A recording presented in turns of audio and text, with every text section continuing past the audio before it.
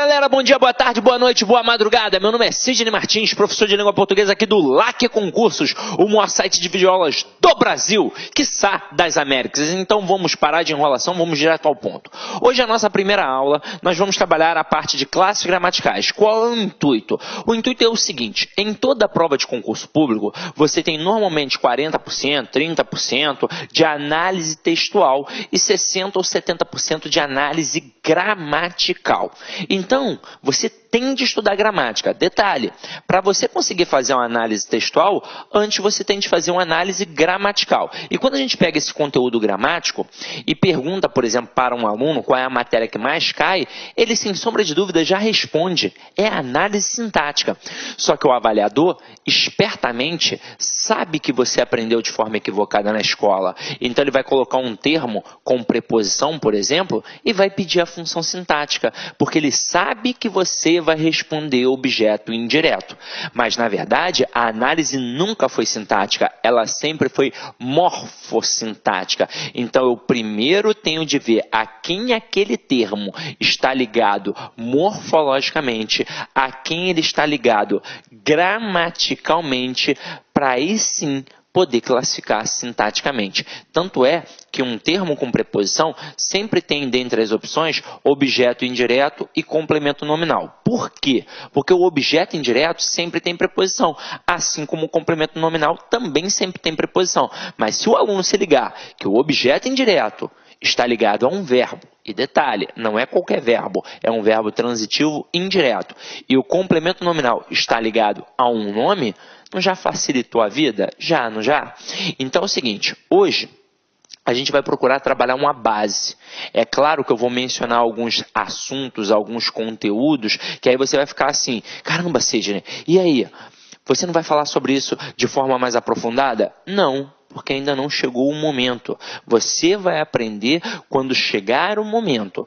E algumas coisinhas aqui que não tiverem muita importância, eu já vou fazer uma reflexão e chamar a sua atenção para isso. Afinal de contas, a gente não vai fazer um curso de letras. Não é um curso acadêmico. A gente está fazendo um curso de língua portuguesa para provas de concursos públicos. Então, a gente vai direto ao ponto, para fazer você não perder tempo. Então você vai falar assim: caraca, Sidney, mas tem 2 horas a aula. É importante, meu irmão, tem 2 horas mesmo, porque língua portuguesa, o conteúdo é vasto, é enorme, beleza? Então vamos parar de enrolação, vamos direto ao ponto. Então olha só, galera, a primeira coisa que a gente vai trabalhar aqui são as modalidades da gramática, para você entender como a gramática funciona como um todo, para você saber exatamente aquilo que você está estudando, beleza? Então vem aqui comigo, ó. Eu tenho 5 campos a serem estudados, consequentemente eu tenho 5 modalidades. E aí a gente vai pontuar aqui, isso aqui, tópico por tópico, beleza? Então vem comigo, ó. Primeira coisa, quando eu falo em som na língua portuguesa, qual é a primeira palavrinha que vem à mente de vocês? Sem sombra de dúvidas, muita gente deve ter pensado agora: música, né, Sidney? Não, quando eu falo em som, a primeira palavrinha que vem é fonema. O que é um fonema? É a representação sonora de uma letra. Então tem a letra ali, a representação gráfica. O som que ela propicia é o fonema. E para estudar isso daqui, nós temos a fonética. Portanto, a fonética é a modalidade da língua portuguesa responsável por estudar o campo do som. Agora, como isso cai em prova? Em 2 pegadas. Uma, basicamente, cai direto, a acentuação gráfica, que a gente estuda numa outra aula, de forma bem direcionada. Agora, ele também pode te cobrar colocando uma palavra e perguntar o número de letras e fonemas, respectivamente, que tem naquela palavra. Normalmente, ele não coloca uma palavra que tenha o mesmo número de letras e fonemas. Por exemplo, a palavra árvore, ela tem 6 letras e 6 fonemas, porque cada letra ali tem apenas o mesmo som. Então, mesmo número de letras e fonemas, respectivamente. Agora, ele gosta de colocar palavras como carro e táxi. E aí você vai perceber que o número de letras e fonemas são diferentes. É importante, primeiro de tudo, já ter atenção, contar, fazer a contabilidade de forma correta. A palavra carro, ela tem 5 letras, ó, só contar 1, 2, 3, 4, 5. Por incrível que pareça, só de fazer isso, você já elimina algumas alternativas, porque o avaliador ele testa a tua atenção, ele coloca lá 6 letras, 4 letras, só ao fazer isso você já eliminou. Agora, Número de fonemas. Vamos ver. Eu falo carorô? Não, eu falo carro. Então, esses dois R's aqui possuem o som de um R forte. Quando isso acontece na língua portuguesa, a gente chama esse processo de dígrafo. Ou seja, quando eu tenho dois elementos, duas letras, com apenas um som. Então, eu chamo de dígrafo. Então, aqui eu tenho 5 letras e 4 fonemas, porque eu tenho 4 sons. Agora, a palavra táxi. Eu tenho 4 letras, é só contar. Mas será que eu tenho 4 fonemas? Não, eu não falo táxi, eu falo táxi. Então, o X aqui tem som de KS. Ou seja, uma letra tem 2 sons. Quando uma letra tem 2 sons, eu chamo de dífono. Olha que parada interessante. O dígrafo, 2 letras, 1 som. O dífono, uma letra, 2 sons. Então, aqui, ó, eu tenho 5 fonemas. Agora, sejamos sinceros, isso é super tranquilo, não é? É só prestar atenção. Agora, para poder dificultar um pouco mais no assunto da fonética, o camarada vai cobrar acentuação gráfica. Mas aí a gente trabalha isso numa aula específica, de forma bem tranquila, direcionando para você não dar mole, beleza? Agora, vamos continuar a nossa pegada aqui. Agora a gente vai para um cara sinistro, ó. A gente vai para a forma. Se ao falar em som eu pensei em fonema, ao falar de forma eu penso em morfema. E aí lembra que eu falei que a análise textual começa na análise gramatical? Tudo começa nesse camarada aqui. O morfema é a menor unidade significativa de uma palavra. Então, antes da palavra, existem o morfema, ou seja, a palavra pode ser dividida em partes menores. E por que eu consigo? Porque cada pedacinho ali é um morfema, porque cada pedacinho ali atribui uma significação. E ao pensar em morfema, eu penso em morfologia. Aqui está uma matéria importante, né? Uma modalidade. A morfologia, ela é responsável por estudar o campo da forma. E eu falo aqui agora, então, estrutura e formação das palavras e propriamente nas classes gramaticais. Se a matéria que mais cai na prova é análise sintática, eu preciso ver a quem um camarada está ligado gramaticalmente para aí sim poder classificar. Eu ouso dizer que se você não sabe morfologia, se você não sabe identificar uma classe gramatical, você não sabe nada em língua portuguesa. Agora, a nossa aula de hoje, ela é bem magética. Eu não vou fazer como você aprendeu na escola. Eu não vou trabalhar classe por classe. Eu, na verdade, vou pegar todas as classes e vou mostrar como elas se relacionam entre si, para você entender o processo não só morfológico, mas também sintático. Essa relação que elas possuem entre elas, beleza? Então, vamos lá. Então, a próxima é o campo do estilo. E ao falar em estilo, eu penso em estilística. Galera, aqui, ó, a gente não estuda a fundo no concurso público. Assim como, com certeza, você não estudou a fundo na escola. Só estuda estilística a fundo quem faz uma excelente faculdade de letras ou então excelente faculdade de direito na parte da oratória. Porque a estilística é a modalidade que funciona como elo entre a gramática e a literatura. Então, tudo que tem de paralelismo, tudo que tem de figura de linguagem, está aqui. Aí você vai falar assim para mim, ué, então eu já estudei, porque eu já estudei figura de linguagem. Em provas, caem no máximo umas 10. Tem mais de 300 figuras de linguagem. Então, com certeza, você não estudou tudo. Ah, Sidney, mas e aí, como é que fica? O conhecimento básico que a gente precisa daqui, do campo da estilística, a gente joga para cá, ó, para o campo do significado. E isso aqui é importante realmente para a gente. Ó. Quando eu falo em significado, eu penso em ideia, eu penso em sentido. Então, eu vou colocar aqui a palavrinha sema, que me remete à semântica. Como assim, Sidney, sema? Sema significa ideia. Só para citar como exemplo, a palavra semáforo, né, o famoso sinal de trânsito, sema é ideia e foro é levar, ou seja, significa levar uma ideia. Mas como assim? Que ideia? Ora, se está verde eu sigo, se está amarelo eu tenho atenção, se está vermelho eu paro. Então, a modalidade da semântica é muito importante para quem está fazendo prova de concurso público, até mesmo porque aqui aqui, ó, está diretamente ligado a um conteúdo que está no teu edital, que é a compreensão e interpretação de textos. A gente tem uma aula só para isso, mas eu já vou adiantar para você, não é a mesma coisa. Quando eu falo em compreensão, é aquilo que está dentro do texto. O comando da questão é, segundo o texto, de acordo com o texto, simplesmente no texto. Quando eu falo em interpretação, o bicho pega, porque vai além do texto. Então o comando muda também. Agora passa a ser infere-se que, deduz-se que, analisa-se que e por aí vai. Então, na aula de interpretação, eu vou mostrar a vocês as diferenças básicas de compreensão e interpretação.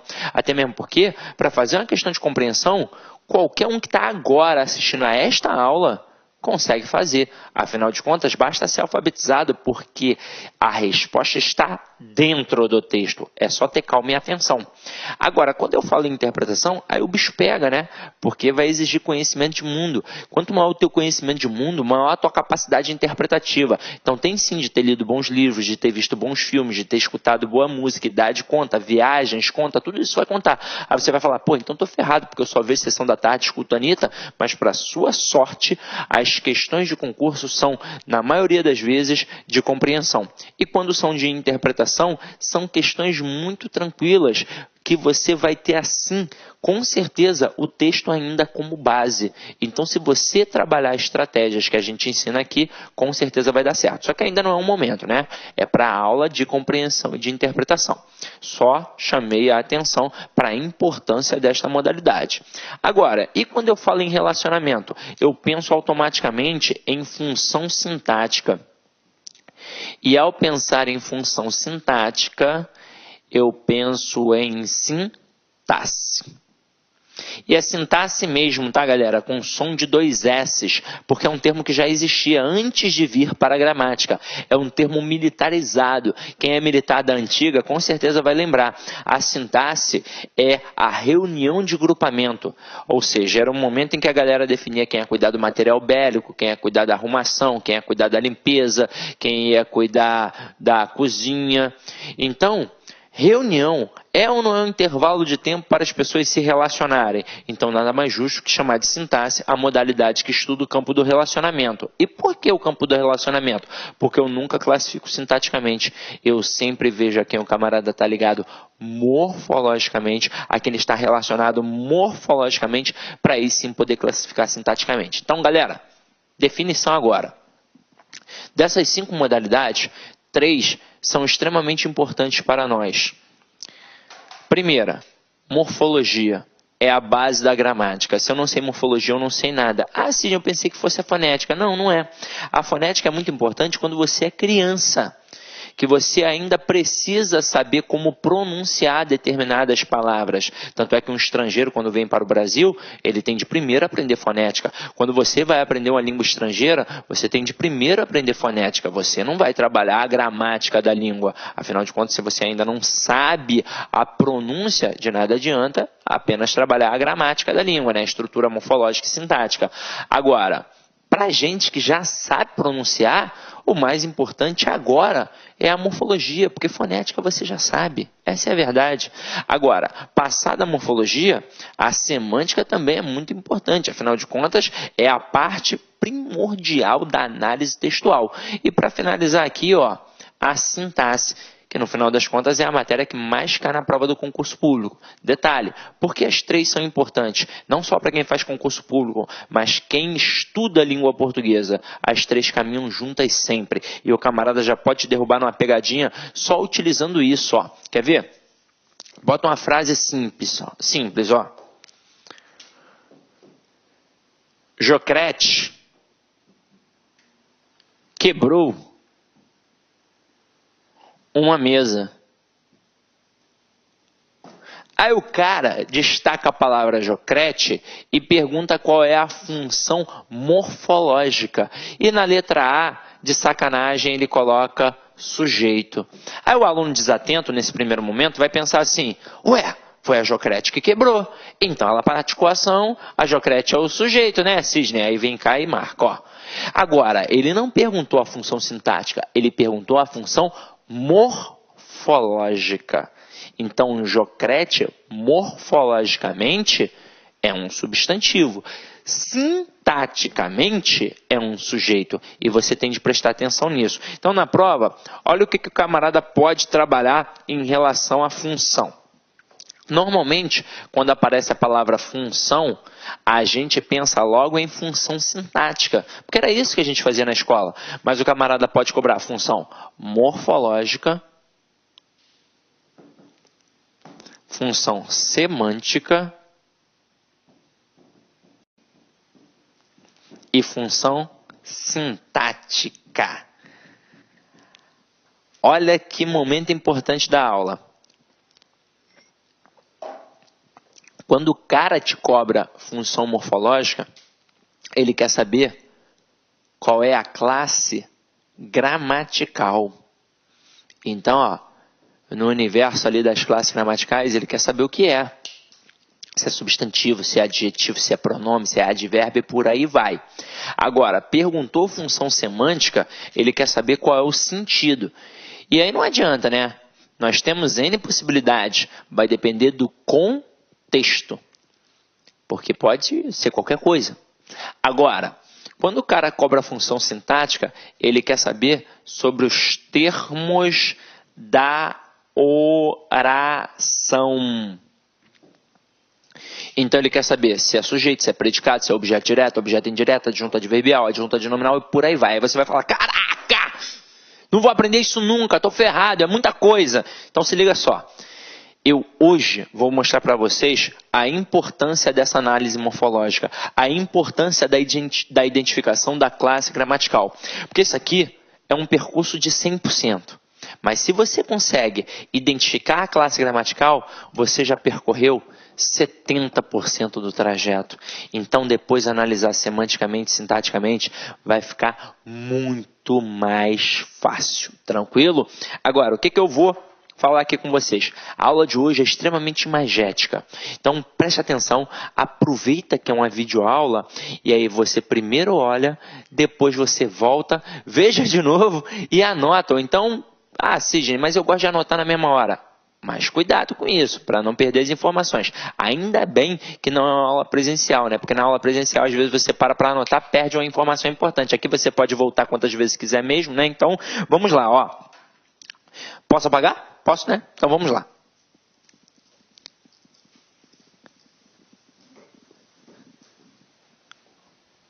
Galera, acompanha aqui comigo, ó. Relação das classes gramaticais. Quando a gente fala em classes gramaticais, nós temos 10 classes gramaticais. Então, nós temos 5 modalidades da gramática e nós temos 10 classes gramaticais. E da mesma forma que eu dividi a gramática em 5 partes, eu também vou dividir a classe gramatical. Só que eu vou dividir em apenas 2 partes. Eu divido nas classes variáveis e nas classes invariáveis. Num primeiro momento, pode não fazer muita diferença assim para você, mas você logo vai descobrir que é muito importante saber identificar se é variável ou invariável. Aí nós temos 6 classes variáveis e 4 classes invariáveis. E nós primeiro vamos estudar a classe variável. Agora, se liga só no que eu estou fazendo aqui. Nós vamos estudar as 6 variáveis exatamente assim, ó, como eu estou fazendo com as minhas mãos. Uma vai ficar isolada. Já vou até te adiantar. Quem fica isolado? É o verbo. Por que o verbo fica isolado? Porque ele é a classe mais variável de todas. É a classe mais importante. É a classe que manda em tudo. Então ela é difícil. Tem de ser estudada sozinha.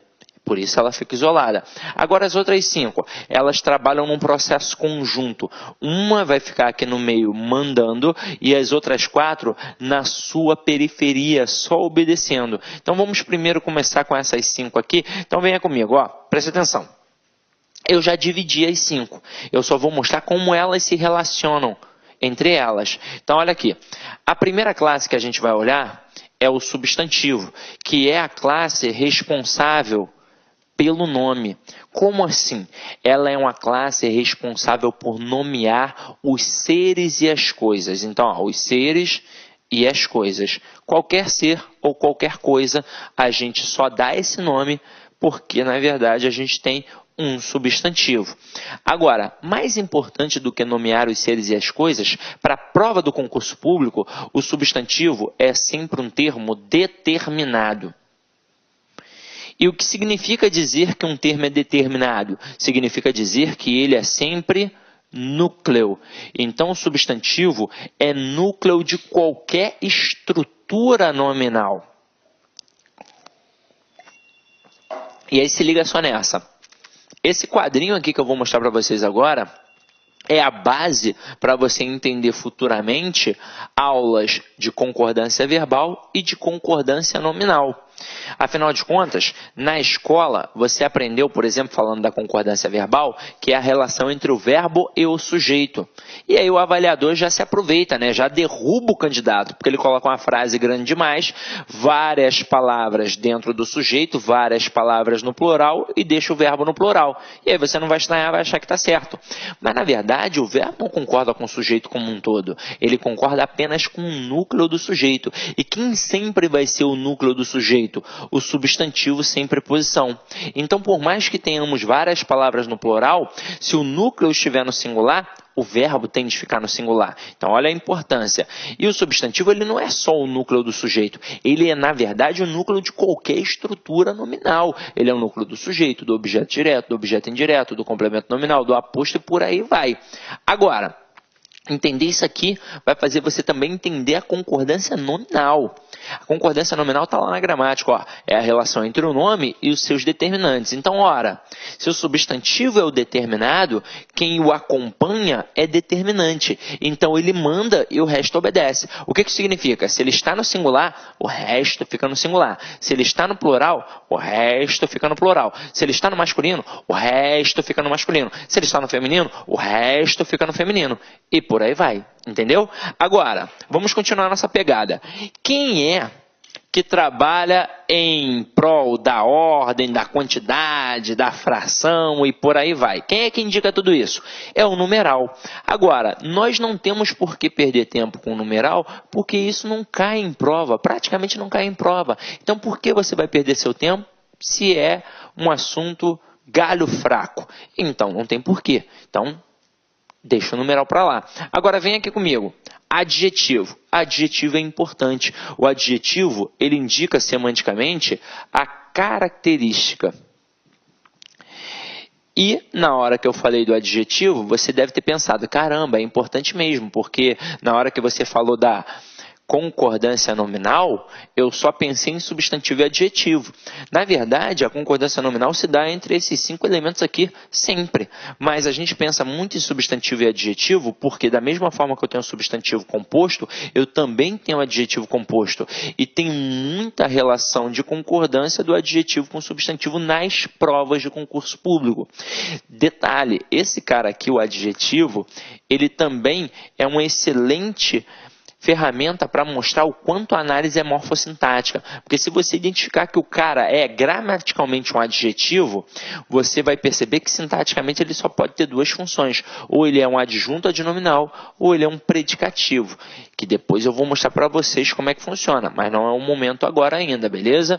Mas esse cara é realmente importante. E a gente vai estudá-lo futuramente com mais tranquilidade, como ele merece, tá? Mas a coisa mais importante que você precisa saber, ele indica característica, qualidade, atributo e por aí vai. Então, quando eu digo assim, Clara é bonita, bonita é um adjetivo para Clara. Então, está indicando uma característica, beleza? Agora, quem é responsável por flexionar em gênero e número? É o artigo. Quando eu falo em gênero e número, eu estou falando em masculino, feminino, singular e plural. Só que agora eu vou parar para fazer uma reflexão com vocês aqui, ó. Chegou um momento importante da aula.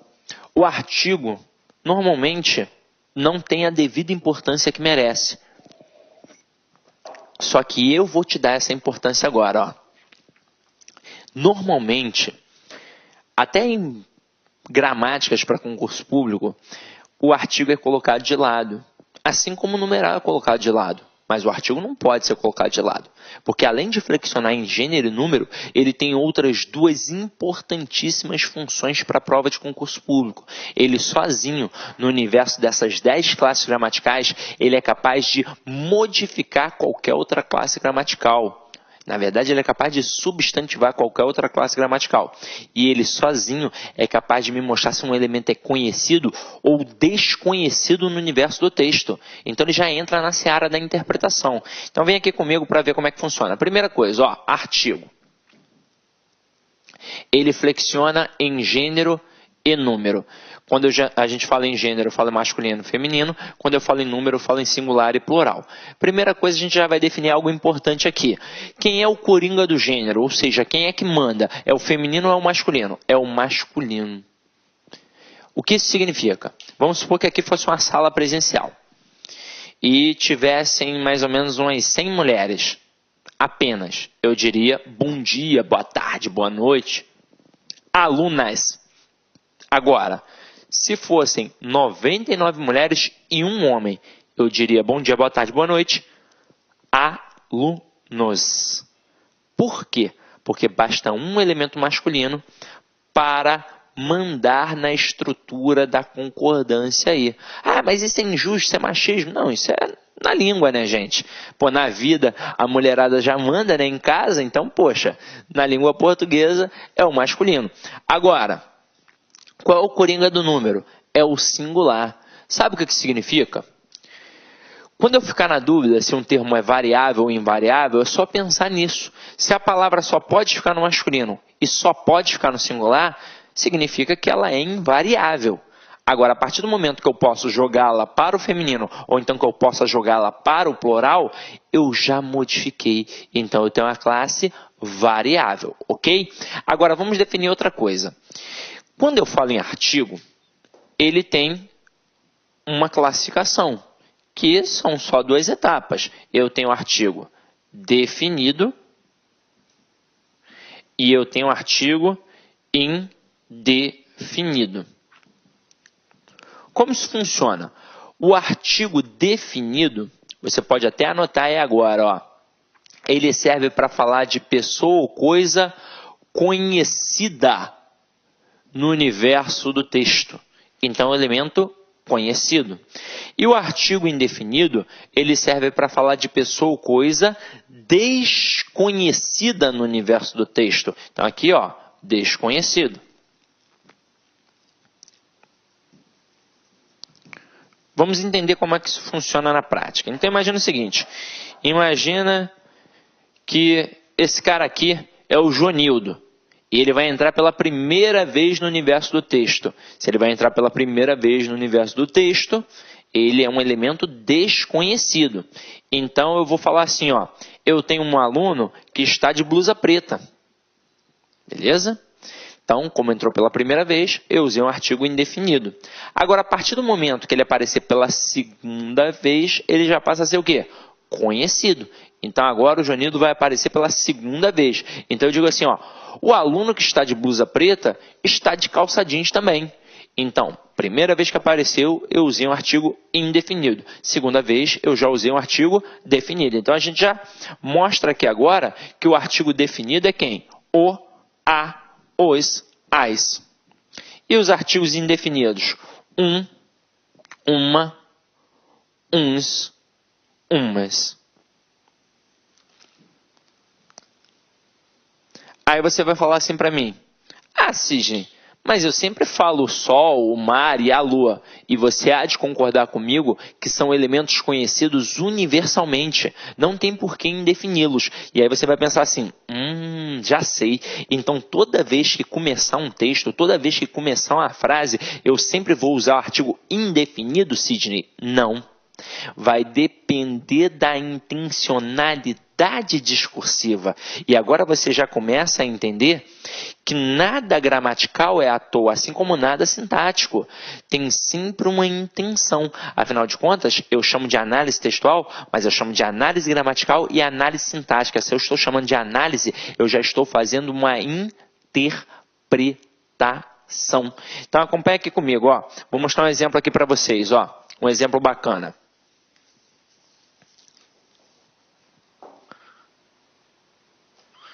olha aqui essas duas frases, ó. Um guarda multou a Tadolfa e na outra o guarda multou a Tadolfa. Quais são os elementos de fala? Quais são os elementos de comunicação? São vários, né? Mas normalmente, aliás sempre, eu obrigatoriamente tenho dois elementos. Em todo ato de fala, em todo ato de comunicação, eu sempre preciso da pessoa que fala e da pessoa que ouve. Então sempre vai ter o emissor e o receptor. Ah, Sidney, se eu estiver falando sozinho? Nesse momento, esta pessoa fará os dois papéis, o de emissor e o de receptor. Mas vamos supor agora que eu esteja conversando com você que está em casa. Eu serei o emissor e você será o interlocutor ou o receptor. Aí eu digo a primeira frase, ó. Um guarda multou a Tadolfa. Eu mostro que eu, emissor, não conheço este guarda, mas eu mostro que você também não conhece. Ah, mas Sidney, se eu conhecesse? A gente iria descobrir em um outro momento do texto. Neste momento é impossível. Então, este guarda aqui, ele é desconhecido realmente. Agora, e se eu chegar e falar o guarda multou a Tadolfa? Eu mostro que eu, emissor, conheço e mostro que você, receptor, interlocutor, também conhece. Porque se você não conhecesse, o ato de comunicação não seria plenamente satisfatório. Então você ia falar assim, ué, que guarda? Entendeu a pegada? Então aqui, ó, este guarda aqui, ele é conhecido.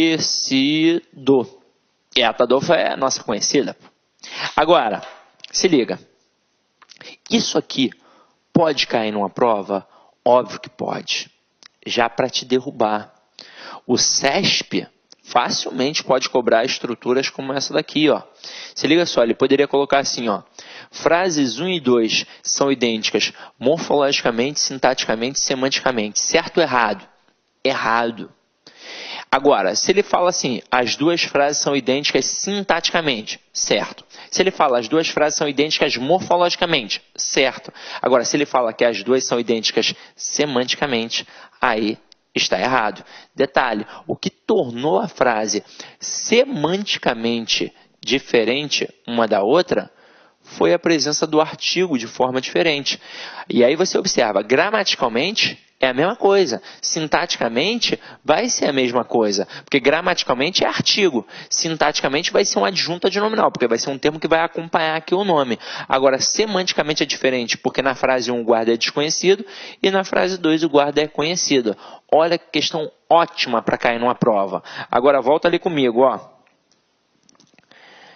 Deixa eu apagar aqui. Não precisa apagar não, né? A próxima frase é o seguinte. A gente já definiu que o artigo, além de flexionar em gênero e número, ou seja, masculino e feminino, singular e plural, ele também é capaz de modificar qualquer outra classe e ele também é capaz de me mostrar se um elemento é conhecido ou desconhecido, não é? O que ficou faltando? Essa concepção de modificar a frase. Então, imagina o seguinte. Olá, meus amigos, minhas amigas, sou o professor Luiz Antônio de Carvalho, estou aqui para fazer um convite muito especial para você que acabou de assistir a aula aí, um pedaço de uma aula demonstrativa do nosso professor do Lá Concursos.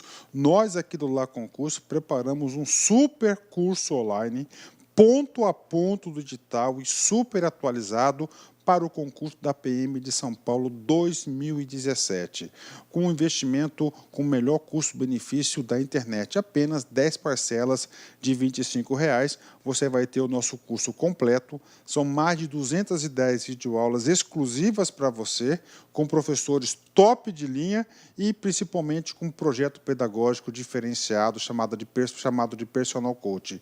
O projeto pedagógico que faz o aluno ter sucesso no concurso. Por quê? Porque ali vai organizar a vida do concurso. E papo reto com vocês, eu tenho certeza absoluta, se vocês cumprirem todas as nossas orientações pedagógicas, eu tenho certeza que você ficará super competitivo no concurso aí da PM de São Paulo 2017. Bacana? Legal. Ah, já ia esquecendo, você quer um material de apoio aí, o PDF que o professor está utilizando nessa aula, então é muito simples, vai aqui embaixo, clique aqui embaixo e faça o download gratuitamente desse material de apoio. Tá certo, meus amigos? Um forte abraço e espero vocês aqui no Lá Concursos. Fui, tchau. Clique lá.